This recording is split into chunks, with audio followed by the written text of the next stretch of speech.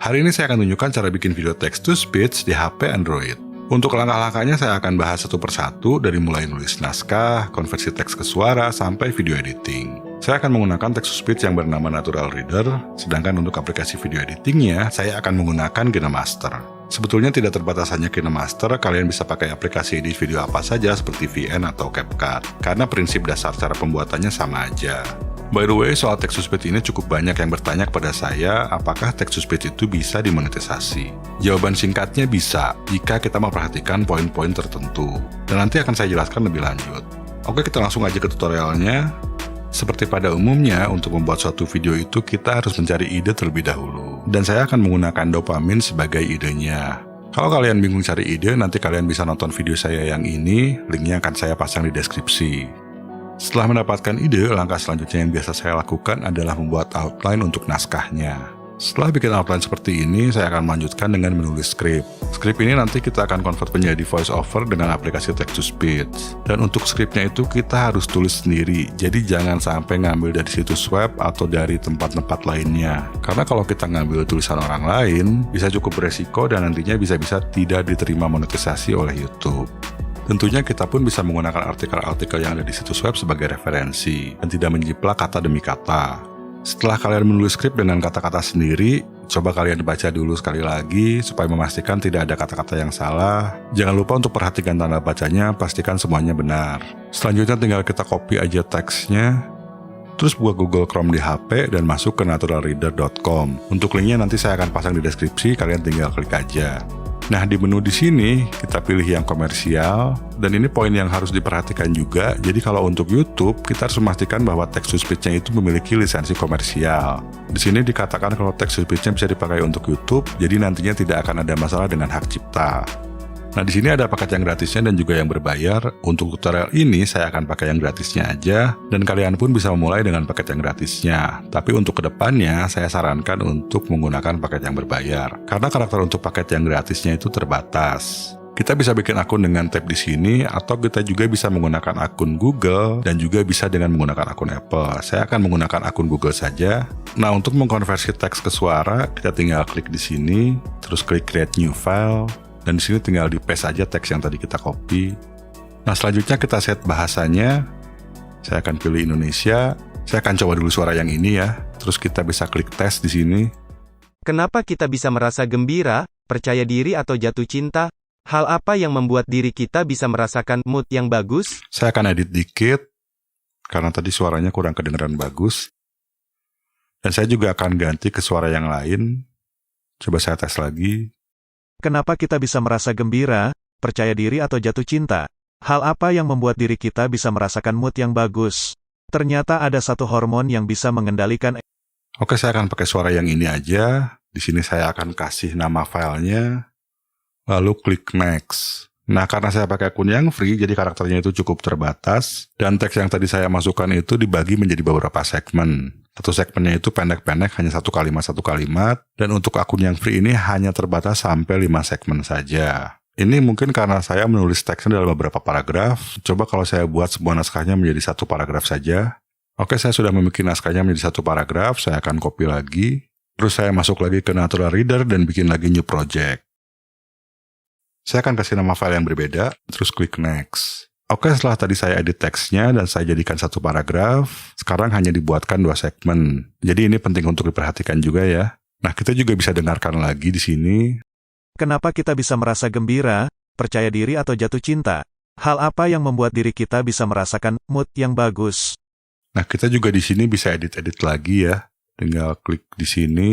Nah, intinya kalian bisa edit-edit terus teksnya sampai benar-benar terdengar bagus. Setelah itu kita cek di sini, jadi semuanya bisa terpilih, lalu klik download. Di sini kita pilih all the rows dan pilih audio files, lalu pilih formatnya bisa MP3 atau WAV. Kalau mau lebih bagus formatnya bisa pilih WAV. Tapi masalahnya, untuk user yang gratis itu tidak bisa download. Jadi kalian harus upgrade dulu baru bisa download audionya. Tapi tenang aja karena ada alternatifnya, kalian bisa coba masuk ke sini. Di sini kalian bisa merubah teks menjadi suara, tapi terbatas cuma 5.000 karakter sekali konversi. Dan batas per minggunya adalah 6.000 karakter.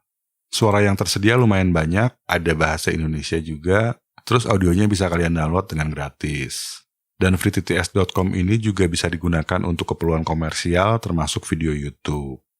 Alternatif yang kedua adalah video. Video ini batasnya cuma 2000 karakter per hari, tapi suaranya juga lumayan banyak ya.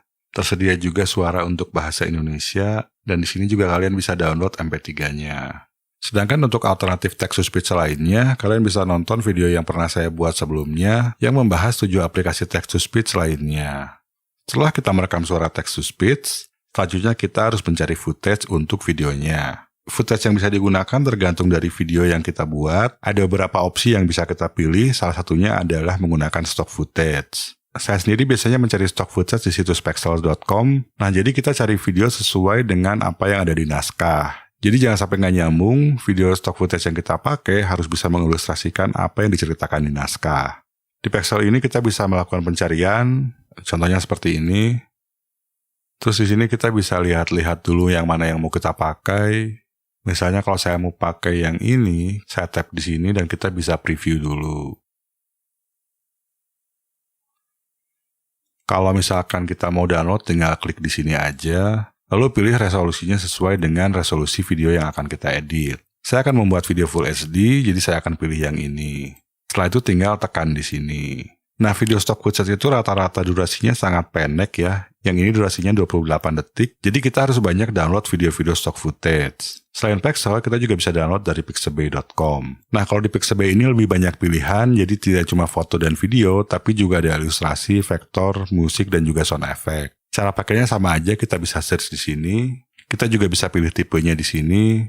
Terus lihat-lihat dulu video yang bagus. Kalau udah nemuin yang cocok, tinggal di-download aja di sini.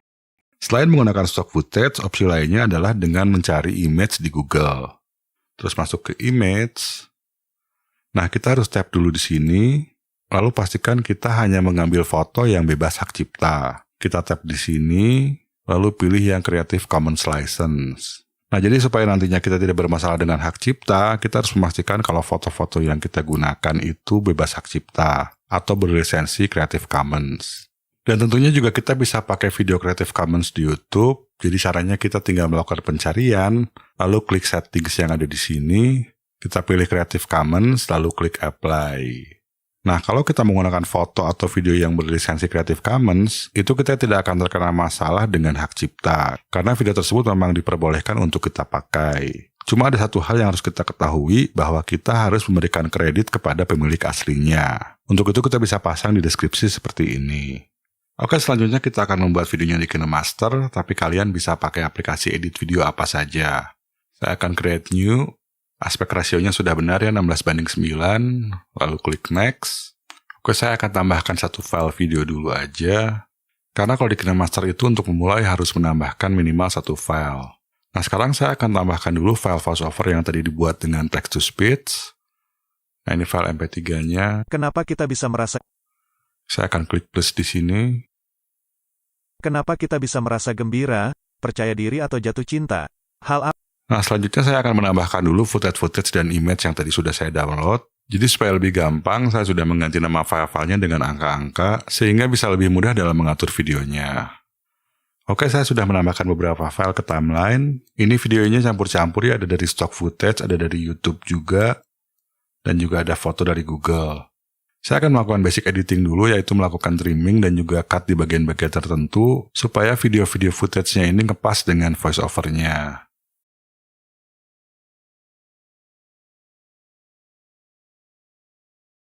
Oke, sekarang video-videonya sudah saya potong-potong, jadi sesuai dengan narasinya. Coba saya play dulu sebentar. Kenapa kita bisa merasa gembira, percaya diri atau jatuh cinta? Hal apa yang membuat diri kita bisa merasakan mood yang bagus? Ternyata ada satu hormon yang bisa mengendalikan emosi manusia.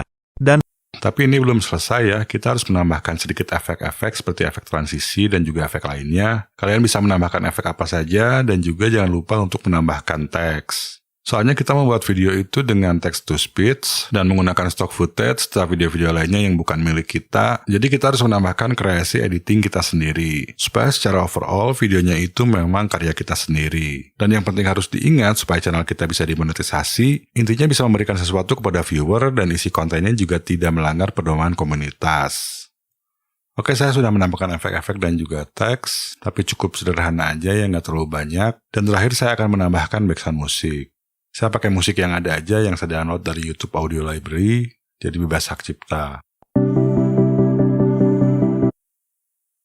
Saya akan trim aja, supaya pas di bagian akhirnya.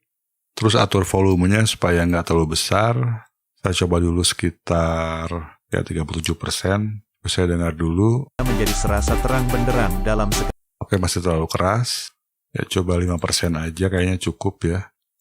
Saat kita kekurangan dopamin, kita akan merasakan mood yang jelek. Oke, saya akan coba render dulu. Untuk resolusinya udah benar, frame rate-nya saya akan pilih 24, terus bitrate-nya udah cukup ya, 8 Mbps. Saya akan klik di sini, terus tunggu prosesnya sampai beres. Oke, proses ekspornya udah beres. Coba kita lihat hasilnya seperti apa ya.